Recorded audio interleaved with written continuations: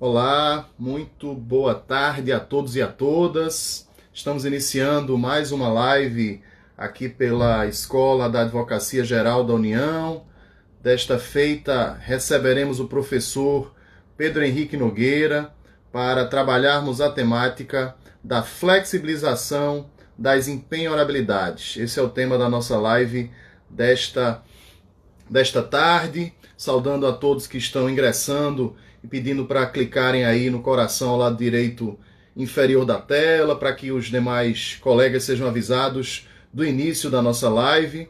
Vamos aguardar o ingresso do professor Pedro Nogueira, destacando que essa sequência de lives organizadas pela Escola da Advocacia Geral da União faz parte aí do projeto Escola em Casa, Danilo Santana, e que tem o compartilhamento de todos os diretores regionais da Escola da AGU, da primeira região, Rodrigo Ribeiro, da segunda região, a doutora Cristiane Iwakura, da terceira região, a doutora Rita Nolasco, da quarta região, o doutor Eugênio Batesini, e por mim, aqui na quinta região, Marco Aurélio Peixoto. Estamos aqui recebendo agora, já dividindo a tela, professor Pedro Henrique Nogueira. Boa tarde, meu amigo, tudo bem? Meu querido amigo, como é que você está? Tudo bem, Marco? Tudo ótimo, graças a Deus. Deixa eu apresentar o nosso convidado ilustre desta tarde, professor Pedro Henrique Pedrosa Nogueira, pós-doutorando, melhor dizendo, pela Universidade Federal de Pernambuco, pela UFPE, é doutor em Direito pela UFBA, pela Universidade Federal da Bahia, mestre em Direito pela UFAL, Universidade Federal de Alagoas, que é o seu estado, preside atualmente a nossa Associação Norte-Nordeste de Professores de Processo, a ANEP, é membro do Instituto Brasileiro de Direito Processual, membro também da Associação Brasileira de Direito Processual, a BDPRO, e do Instituto Ibero-Americano de Direito Processual. É professor associado da graduação e do mestrado da Faculdade de Direito de Alagoas, da UFAL, é professor no Centro Universitário Tiradentes, UNIT, é árbitro e consultor jurídico, além de ser advogado no Maranhão e Nogueira Advogados Associados. E é autor, né, deste livro aqui, que é uma das obras mais recomendadas na temática de negócios jurídicos processuais, né? O tema é envolvente, mas não é o tema que trataremos aqui nesta tarde, porque a gente vai falar sobre flexibilização das empenhorabilidades. Mas eu não podia deixar de fazer a propaganda do seu livro, porque efetivamente é um clássico, né? Esse tema de negócios processuais, o professor Pedro Nogueira trabalhou no seu doutorado, né? Foi a sua tese de doutorado, sob a orientação do professor Fred Didier Júnior, e destacar que no mestrado ele foi orientado pelo professor Marcos Bernardes de Mello, tratando sobre a temática da ação de direito material em face do direito fundamental à jurisdição. Pedro, meu amigo, mais uma vez, seja muito bem-vindo. Queria lhe passar a palavra aí para as suas considerações iniciais e já para que você possa contextualizar, apresentar de modo geral aí o tema escolhido para a nossa conversa desta tarde. Marco, mais uma vez, muito obrigado. Fiquei muito honrado com o convite para poder participar aqui dessa live. Eu já tenho assistido algumas lives que você tem promovido aí pela Escola da AGU, lives fantásticas, e eu me sinto realmente muito honrado, e ainda mais poder conversar contigo, né? Que, além de um grande jurista, um grande professor, é uma pessoa querida, uma pessoa por quem eu tenho uma grande admiração, pessoal e profissional também. Então, para mim é um privilégio, no contexto aí de isolamento social, né?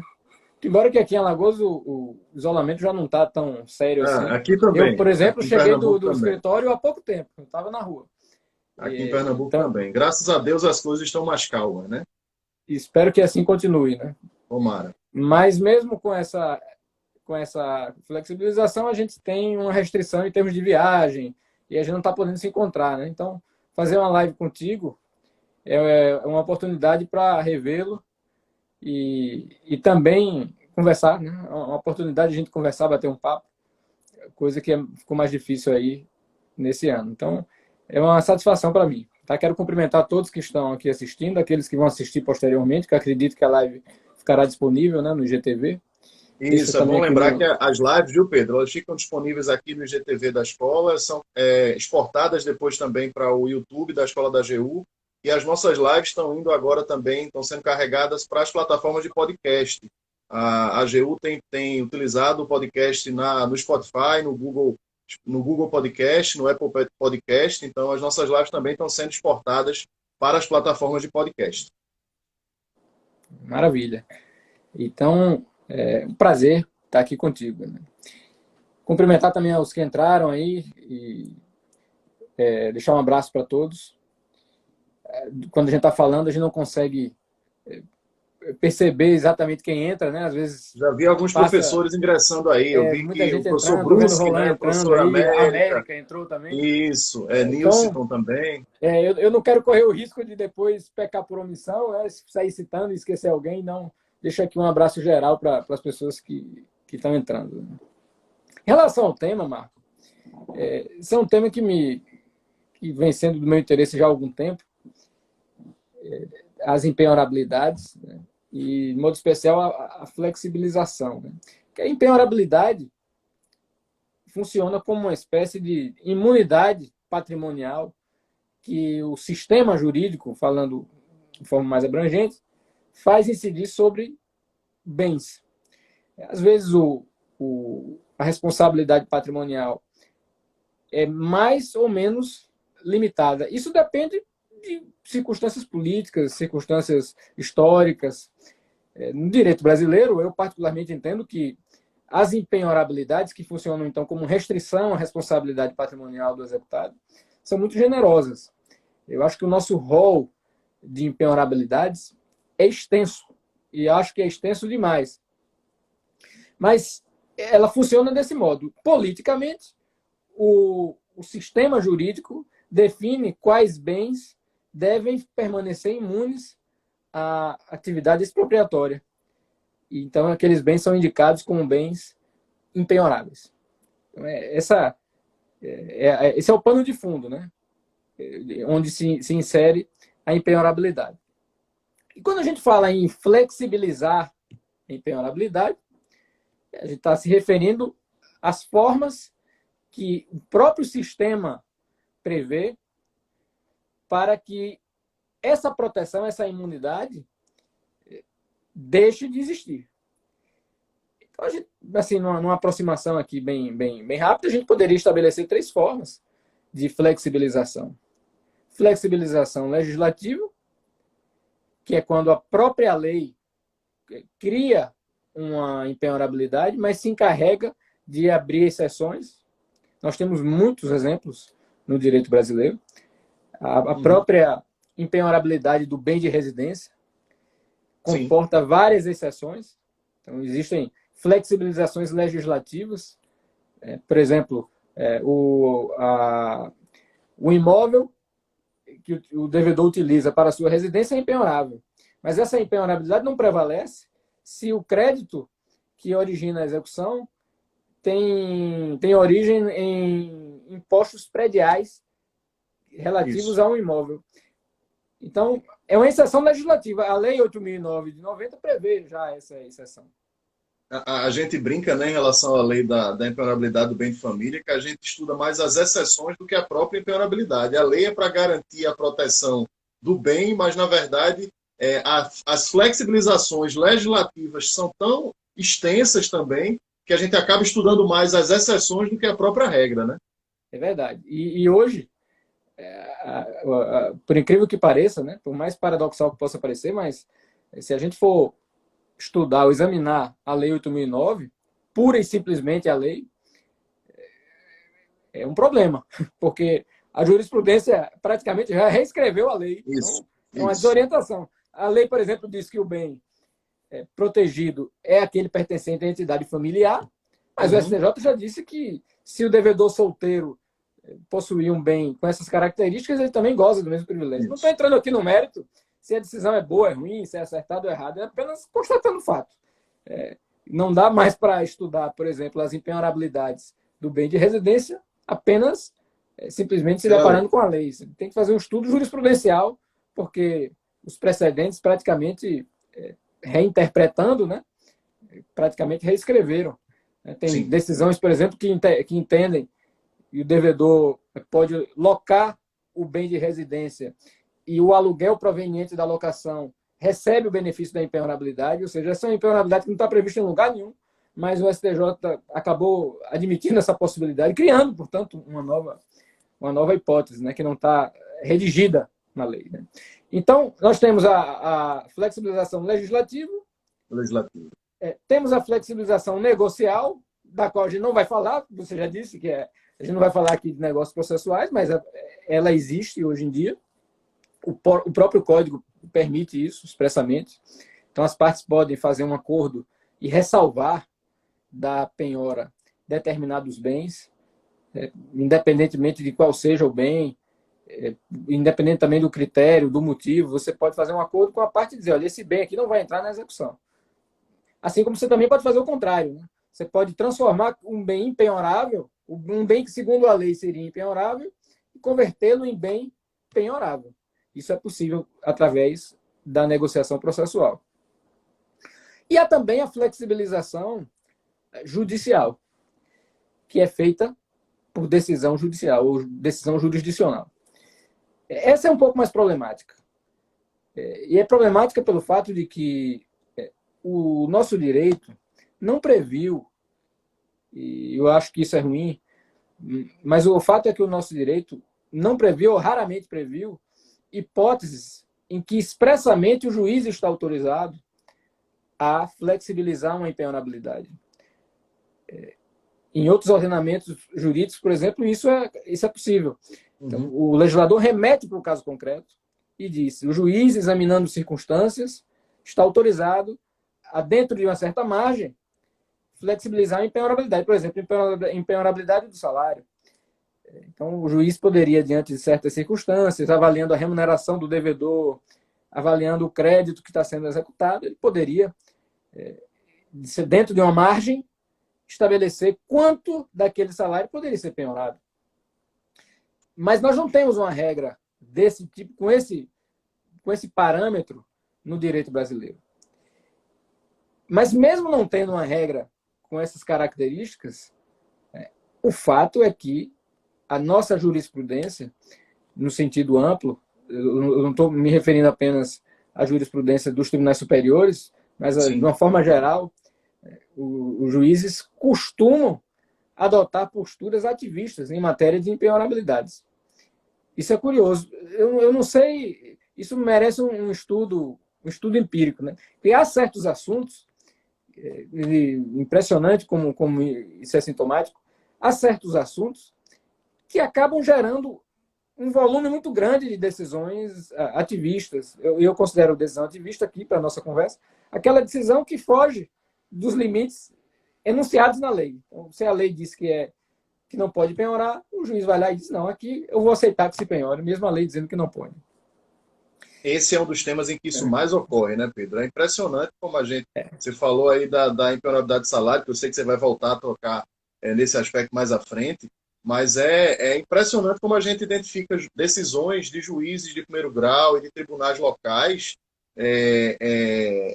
criando, digamos assim, interpretações as mais absurdas possíveis no que diz respeito à impenhorabilidade de verba de natureza salarial, enfim.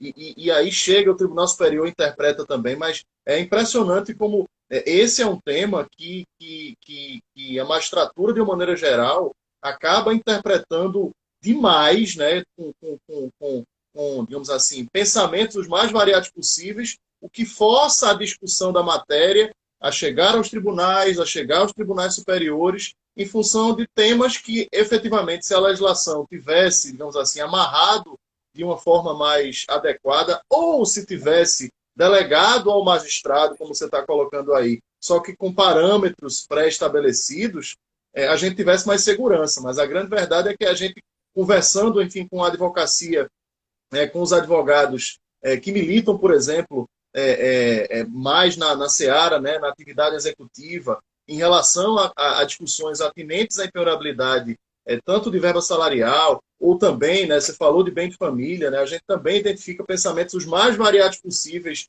né, de interpretação, não só nos tribunais superiores, quanto à interpretação, quanto à penhora, né, a proteção contra a penhora dos bens de família. Então, isso é algo que, efetivamente, a América está colocando interpretação muitas vezes abusivas, mas é aquilo, né? Não se deu margem, aparentemente, né, Pedro? O legislador não deu margem para a interpretação, mas parece que há um empoderamento em relação a alguns aspectos, e esse é um deles, para que a magistratura interprete de forma diversa. Nilson está colocando aqui, ó, se pegarmos só a impenhorabilidade do salário, só no STJ já se constata um volume, Pedro, significativo de posições que ultrapassam os limites da lei. É a mais pura verdade. Você vê, por vezes, turmas do STJ divergindo no que diz respeito a esses limites da impenhorabilidade de salário. E isso, viu, Nilson? Se a gente pegar de 2016 para cá, né, da vigência do Código para cá, nós estamos falando de 4 anos e a gente encontra interpretações as mais variadas, comprometendo, Pedro, a própria segurança jurídica, né, amigo? Sem dúvida. As interpretações são variadas e, além de serem variadas, o que me preocupa é que, às vezes, são contra a lei. E eu tenho, Marco, me preocupado muito com isso, em tratar os problemas como eles são. Não adianta a gente achar que vai corrigir os problemas legislativos, as lacunas legislativas da nosso ordenamento jurídico com decisões ativistas. Isso é um equívoco. E, assim como nós, na doutrina, temos que também ter muito cuidado e, muitas vezes, partimos para propostas doutrinárias carregadas de um voluntarismo doutrinário. Então, você sai do seu limite, né? Você deixa de ser um estudioso e, praticamente, você está reescrevendo ou escrevendo o que não está escrito no texto normativo, ou aquilo que você não pode construir através da interpretação a partir do texto normativo. Também não se trata de, pura e simplesmente, interpretar literalmente. Não é isso. Não é isso. Mas, se o código ou a lei diz que o salário não pode ser penhorado até 50 salários mínimos, isso é uma questão matemática, né, Marco? Tem uma baliza ali. Não tem, é uma questão onde, matemática. Né? Se a norma diz isso, depois a gente vai comentar, vai voltar a esse assunto, mas assim, se a norma diz que até 50 salários mínimos não pode penhorar, e o juiz permite penhora até 30 salários, então a norma está sendo descumprida. Né? É uma questão matemática. Isso. É a mesma coisa de dizer, antes a lei previa que o bem era absolutamente impenhorável. Agora a lei só diz que ele é impenhorável. Impenhorável. É como se eu dissesse, olha, é proibido fumar. Isso é diferente de dizer é terminantemente proibido fumar? Não, a mensagem é a mesma, eu não posso fumar. Às vezes o advérbio é ilustrativo, é desnecessário. Redundante, né? Exatamente. Então, eu me preocupo com essas interferências. Né? Mas eu acho assim, apesar desses problemas todos, eu tenho acompanhado a evolução dos precedentes do STJ nesse aspecto, e eu, pessoalmente, eu vou confessar aqui, eu gosto das soluções que o STJ dá, mas gosto, assim, é aquele sentimento, sabe aquela coisa de você achar, bom, acho que essa decisão é boa do ponto de vista da justiça, seria bom que o nosso ordenamento fosse assim, seria bom que o nosso ordenamento tivesse uma válvula de escape para o juiz ter alguma margem para atingir o salário, por exemplo, ou outros bens, como, por exemplo, a poupança, que eu acho uma imoralidade, Marco. Eu acho uma imoralidade no Brasil o sujeito ser protegido com a impenhorabilidade da caderneta de poupança até 40 salários mínimos, se ele não tem outros bens. Isso não faz nenhum sentido. O sujeito vai ser poupador à custa do calote nos outros. Pois é. História é essa. Incrível, né? Isso é incrível. Quer dizer, eu pego o dinheiro emprestado, pego o dinheiro que eu tomei emprestado, jogo numa poupança, o credor não pega de volta. Que maluquice. Surreal. Então, seria necessário, primeiro, que nós tivéssemos um rol um pouco menor de impenhorabilidades. Segundo, que o juiz tivesse expressamente consagrado no ordenamento jurídico essa possibilidade de flexibilizar as impenhorabilidades em situações particulares. Isso seria menos violento e daria mais segurança jurídica. É assim que eu penso. O Pedro, a gente tem propostas de alteração legislativa que estejam em curso no Congresso Nacional para mexer nisso. Você tem conhecimento de propostas de alteração legislativa que eventualmente viabilizem deixar, digamos assim, mais amarrado, em menor número, mas mais amarrado, o rol de bens impenhoráveis, né, o rol de impenhorabilidades, e que possam, eventualmente, também, dentro dessa sua segunda proposta, delegar uma margem de flexibilização, um espaço de flexibilização para que o magistrado assim atue, a exemplo do que a gente tem em outros ordenamentos jurídicos. É só para passar uma opinião aqui que chegou da Vanessa, mas muitas vezes mantém o dinheiro em poupança para evitar penhora, mas utiliza a conta como se fosse conta corrente só para frustrar credores. São as contradições do nosso ordenamento. Mas fale aí sobre essa questão das propostas legislativas, Pedro. Veja só, Marco. Na minha opinião, a melhor proposta legislativa que nós já tivemos nesse assunto foi aquela trazida no projeto de lei que redundou na Lei 11.382. Foi aquela lei de 2006 que completou a reforma da execução. Isso, veio a 11.232 e depois a 11.382. A 11.232 e a 11.382, perfeito. Exatamente. Eu me refiro a 11.382. A segunda, a 382. A segunda. Isso. Porque essa proposta trazia duas flexibilizações muito interessantes. Uma em relação ao salário. A norma dizia que era impenhorável o salário, seguindo a nossa tradição de proteger o salário como garantia de subsistência do devedor, mas o juiz poderia permitir a penhora em até 40% daquilo que excedesse a 20 salários mínimos. Então, vejo que isso é uma ponderação muito bem feita, né? Porque você tem aí 20 salários mínimos, vamos arredondar aqui, 20 mil reais, um belo salário. Sim. Acho que a maior parte das pessoas consegue viver bem com esse salário no Brasil. Com certeza. E você destacar 40% do que exceder a isso. Do que passar. Permitir. Então, me parece que essa é uma proposta magnífica. Fantástica. O que aconteceu? O Lula, à época, vetou. Um veto presidencial. Outra proposta era justamente em relação ao bem de família, o bem de residência. A proposta era admitir a impenhorabilidade do bem de residência, como nós temos hoje, mas até o limite de 1.000 salários mínimos. E autorizar que o bem que superasse essa importância de 1.000 salários mínimos pudesse ser penhorado e o excedente a 1.000 salários mínimos fosse entregue ao devedor com cláusula de impenhorabilidade. Vejo que essa é uma medida muito interessante, porque preserva o devedor, dá ao devedor uma condição de garantir moradia. Com 1.000 salários mínimos ele consegue isso no Brasil. Em 2006 conseguiria e consegue ainda hoje. E, por outro lado, abre margem para que as execuções possam utilizar também do bem de família. Então, é muito interessante essa proposta. Infelizmente, também foi vetada. Também foi objeto de veto, né? Eu vejo como é curioso isso. Essas duas propostas, Marco, foram aprovadas no Congresso e vetadas pelo presidente da República.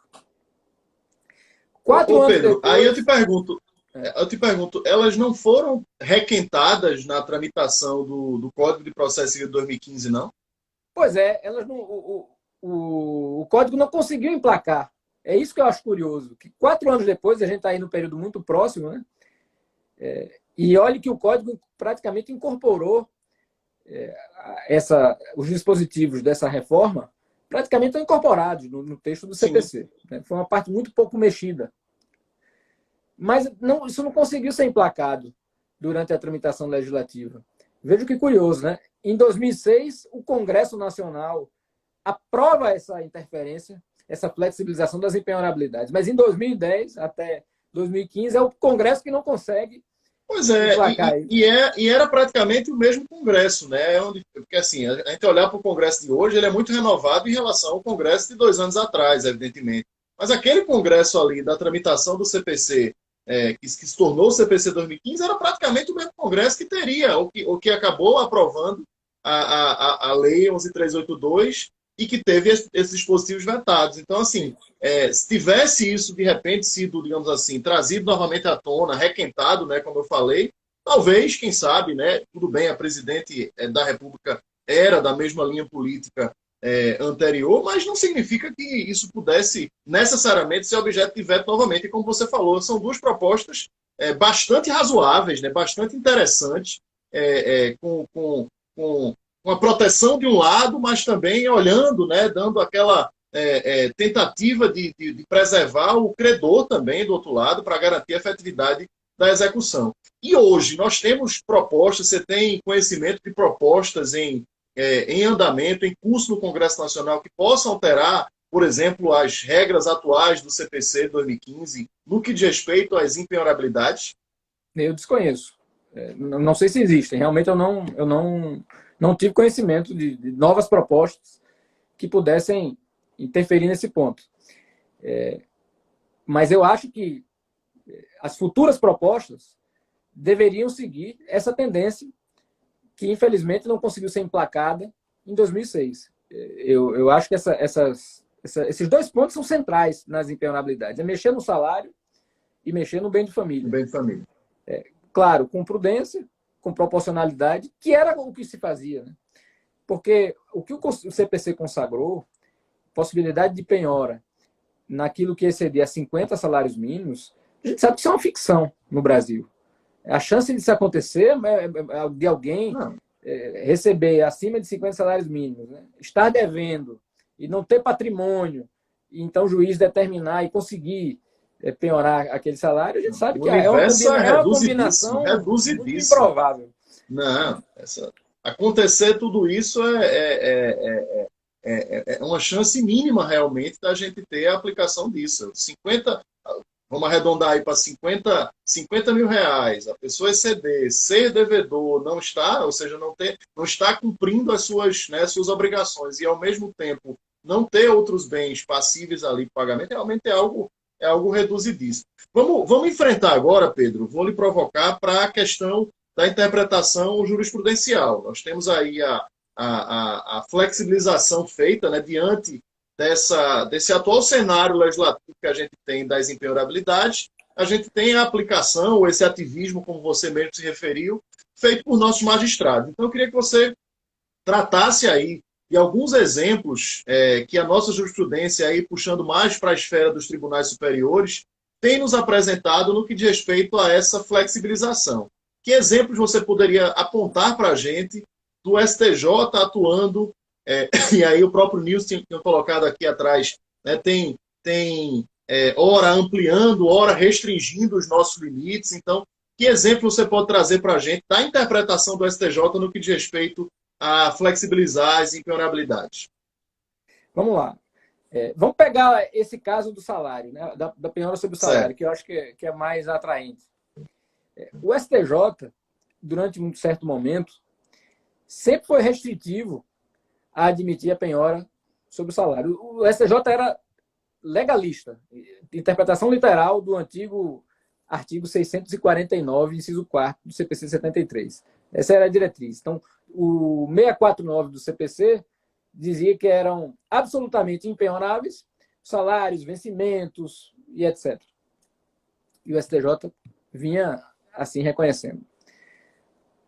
Num determinado momento, recentemente, há pouco, 3 anos atrás, 4 anos atrás, o STJ começou, em alguns precedentes das suas turmas, a rever isso. E começaram a surgir decisões da turma admitindo que, embora essa seja a regra geral, mas o juiz, diante de peculiaridades do caso concreto, poderia aceitar a penhora sobre o salário, desde que fosse resguardada a manutenção do devedor. Então, se aquela penhora determinada pelo juiz, que recaísse sobre o salário, sobre o vencimento, sobre o provento de aposentadoria, não comprometesse a subsistência, o juiz poderia flexibilizar. Então, começou a ter essa pequena dissidência. Até que a Corte Especial do STJ reexaminou e foi um julgado até tranquilo, praticamente não teve divergência, Marco. Uhum. E o STJ, então, emplacou essa superação. O STJ passou a entender que se de um tempo, até um certo tempo, o salário realmente era impenhorável, salvo, obviamente, naquilo que a própria lei estabelece, o pagamento de pensão alimentícia. Então, se essa era a interpretação agora passaria a ser de que o juiz, no caso concreto, poderia mitigar essa impenhorabilidade. E por incrível que pareça, esse precedente da Corte Especial acabou sendo observado pelas turmas. E hoje a gente pode dizer, esse é o entendimento do STJ.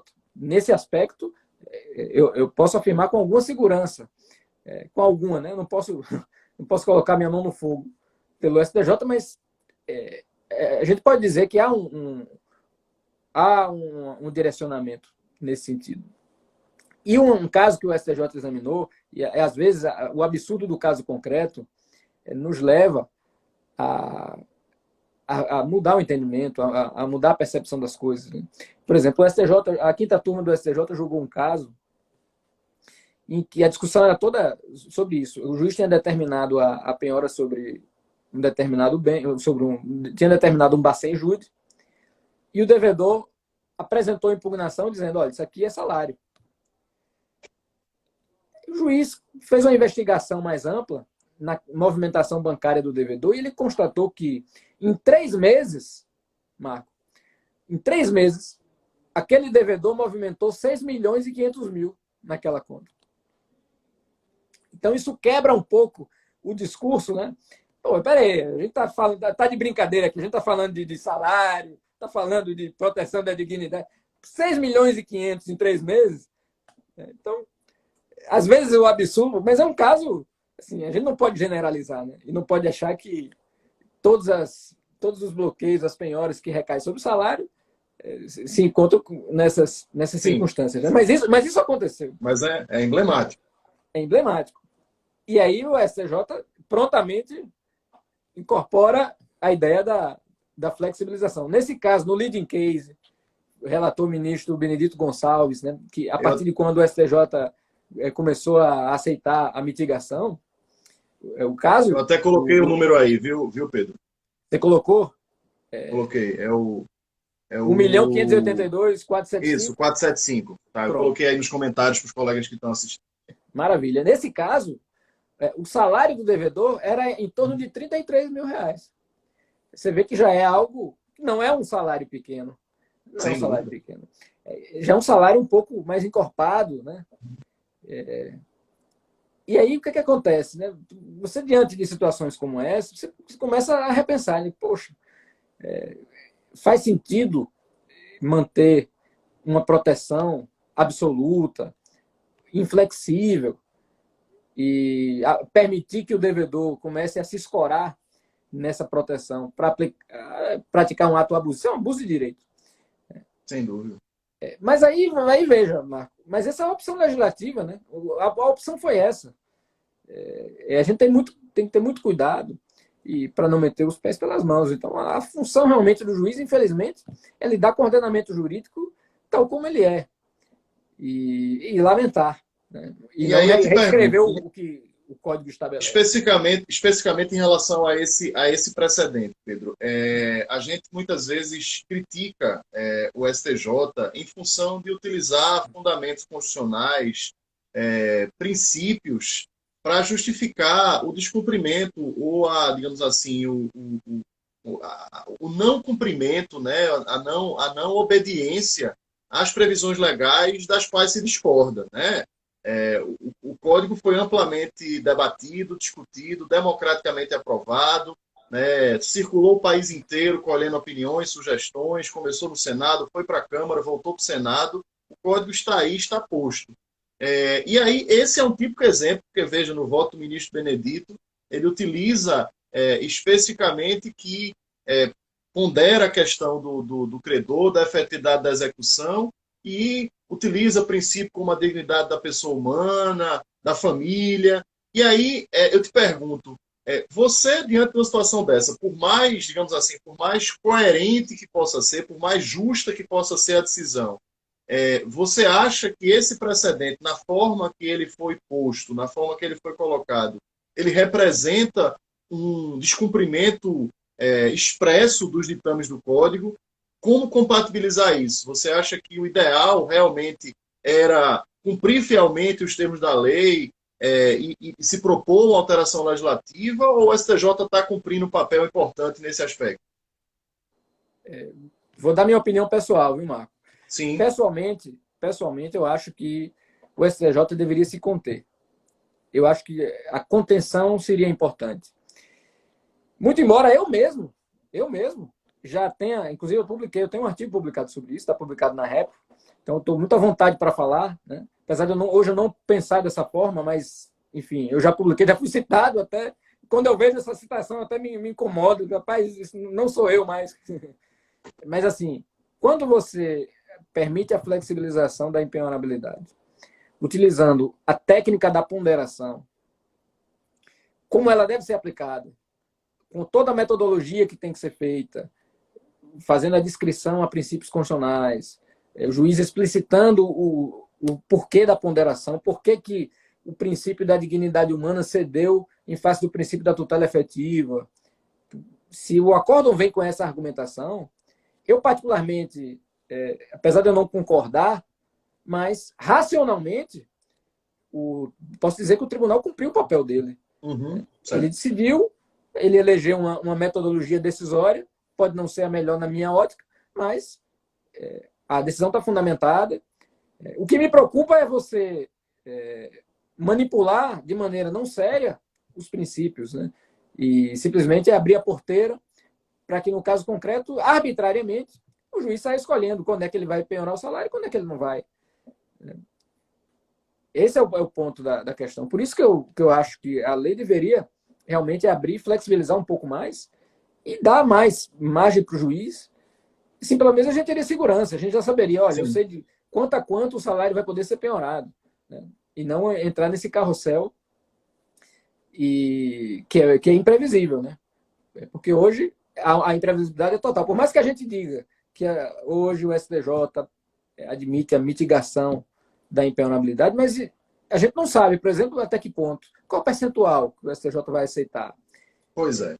Essa é a questão que volta àquela sua sugestão exposta no início da live. Se você tivesse um rol talvez até menor, né, dentro da legislação, mas com uma margem clara de liberdade para o magistrado, a gente não teria esse estado de insegurança que a gente efetivamente tem, flutuando ao bel prazer do entendimento jurisprudencial. Se tivesse essa margem já estabelecida para o julgador, que seria coerente, a gente teria segurança. O problema é que ficamos aí sempre na dúvida do que imaginar, né, que se passa na mente do magistrado em relação aos parâmetros a serem utilizados. Ô Pedro, eu vou te provocar em relação a outro aspecto, a tua opinião em relação a outra decisão do STJ.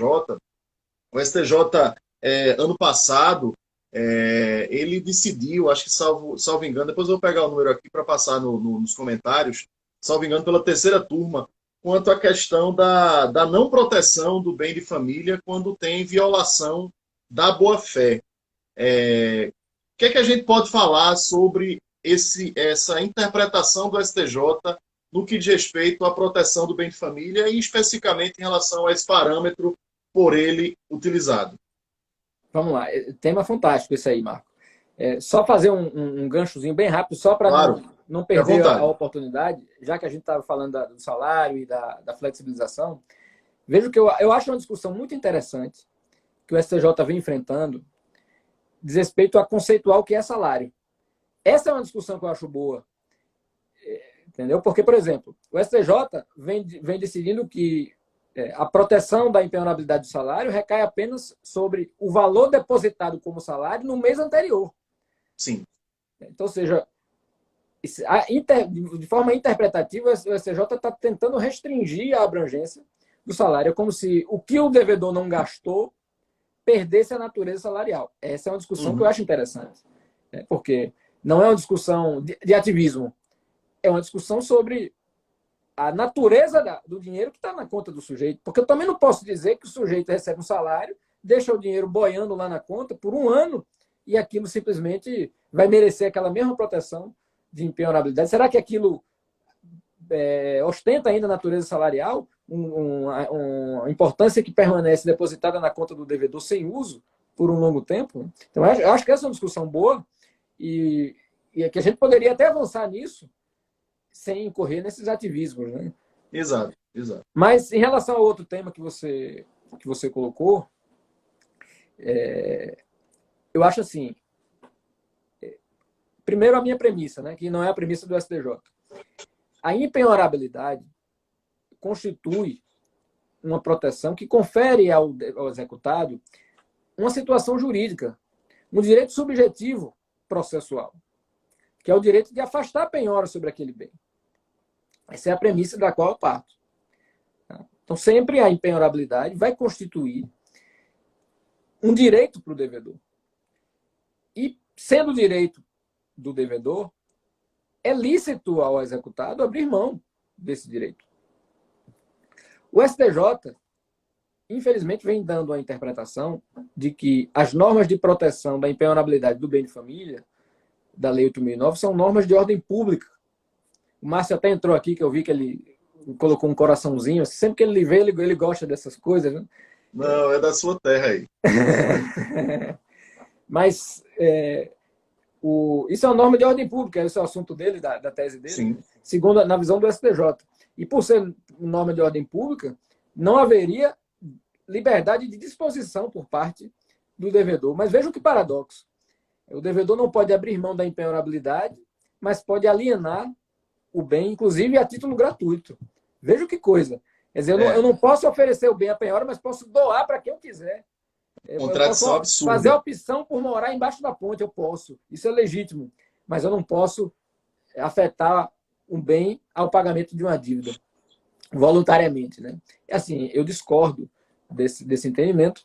E o STJ, inclusive, tolera aquela conduta contraditória, né, do devedor que intencionalmente indica a penhora o bem de família e posteriormente comparece ao processo para arguir essa impenhorabilidade.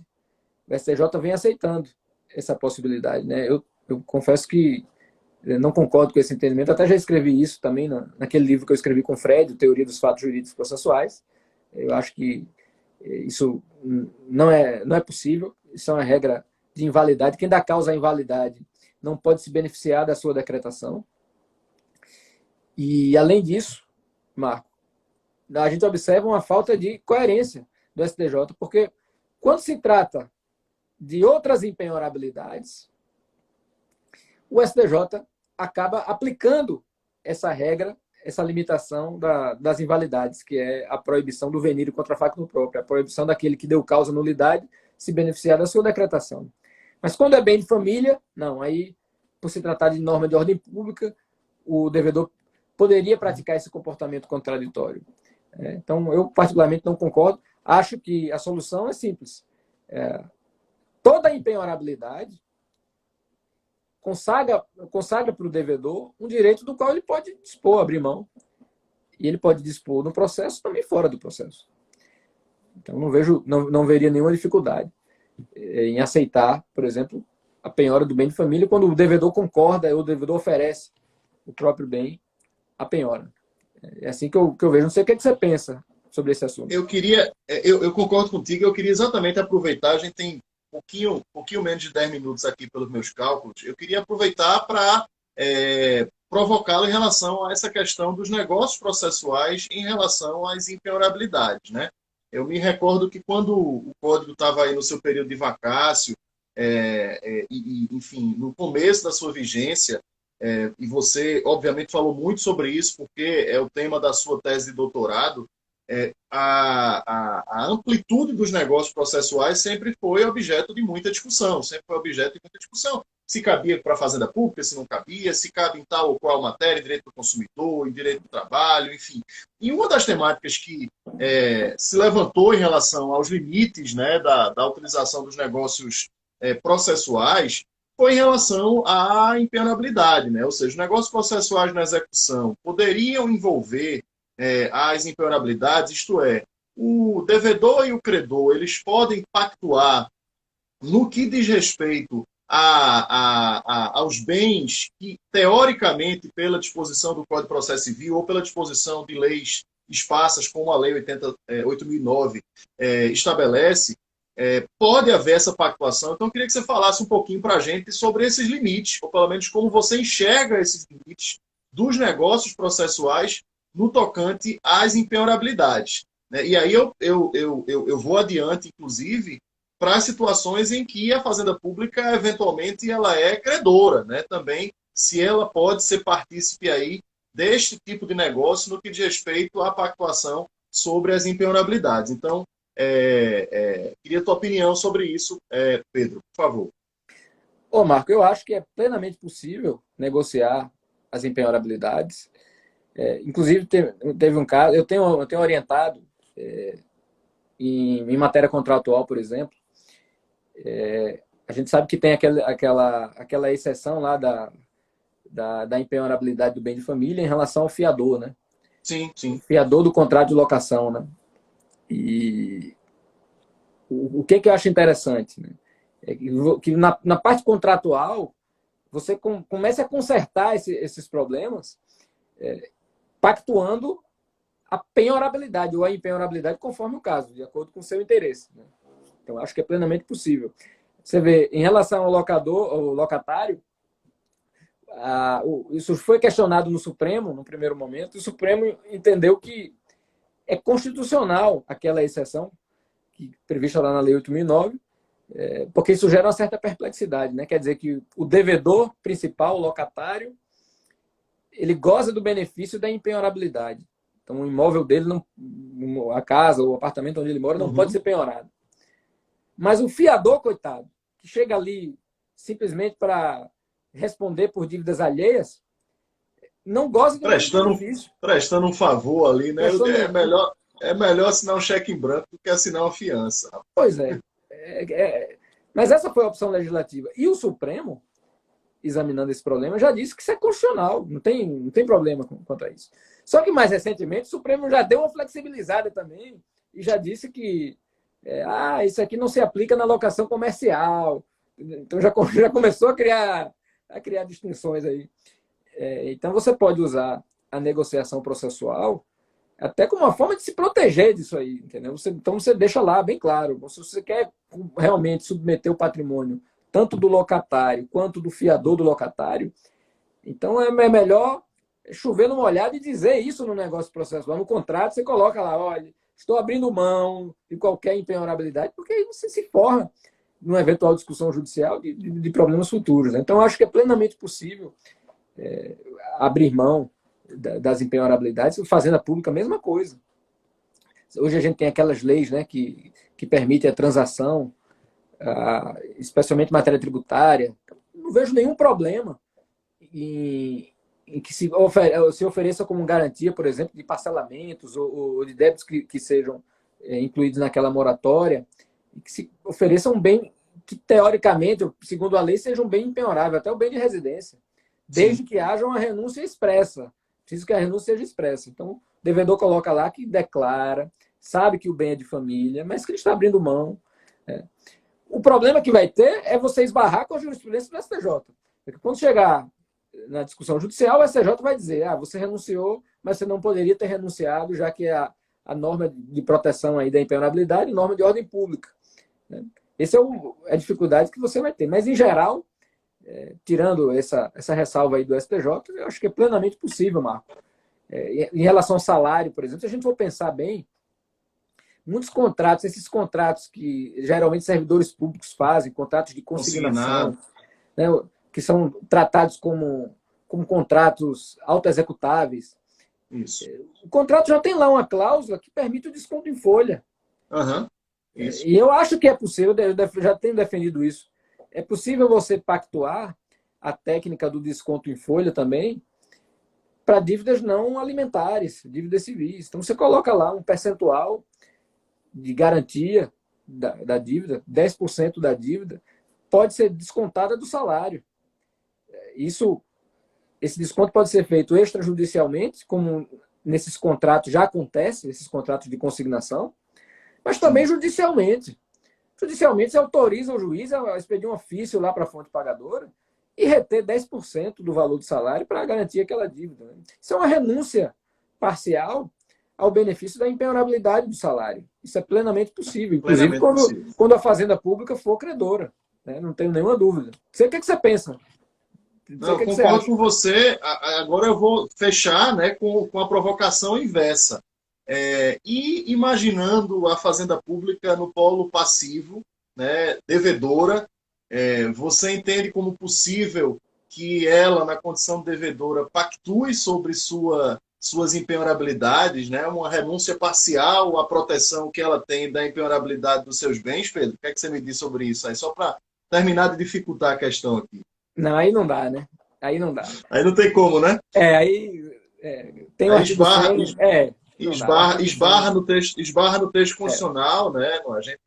A gente até tem visto, né, algumas decisões teratológicas espalhadas por aí, determinando a incidência, né, da penhora sobre bens que são da fazenda e como tais impenhoráveis, mas efetivamente me parece que nós não temos liberdade, né, enquanto advogados públicos, para pactuar, quebrando garantias que a Constituição estabelece. Aí, eventualmente, o judiciário assim o fazendo, cabe a nós recorrermos, lutarmos contra, mas, de fato, esse é um dos negócios processuais sobre os quais o advogado público ele não tem liberdade para fazer, porque temos normas superiores do sistema que vedam essa prática. Meu amigo, estamos chegando aqui ao final do nosso tempo de live. Eu queria, mais uma vez, para quem chegou durante a live, apresentar aqui o livro Negócios Jurídicos Processuais, do professor Pedro Nogueira. Na tese de doutorado dele se transformou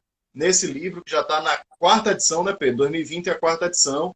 4ª edição da editora Juspodium. Vale muito a pena para quem gosta do estudo dos negócios processuais, a leitura do livro do professor Pedro Nogueira.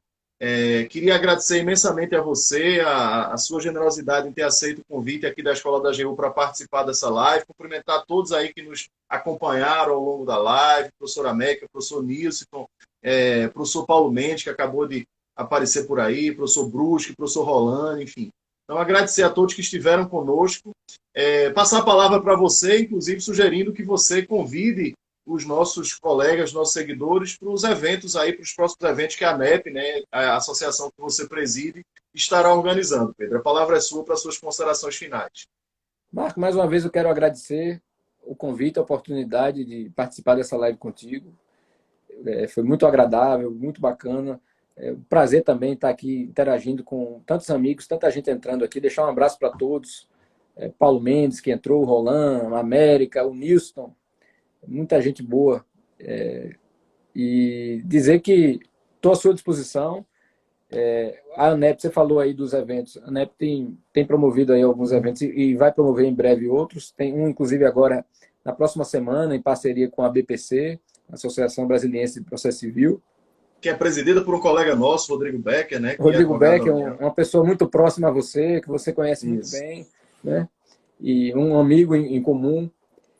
Vai ser um evento magnífico. Então, inscrevam-se e participem desse evento. Vai ser muito bacana. É gratuito, online, transmissão pelo YouTube, emissão de certificado.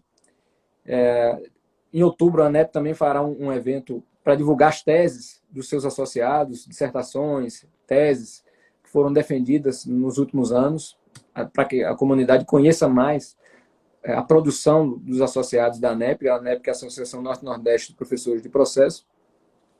E é isso.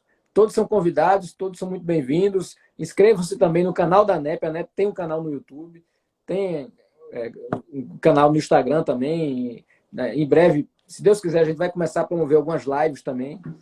E É isso, Marco. Mais uma vez, brigadão aí. Espero que a nossa conversa tenha sido proveitosa aí para todos.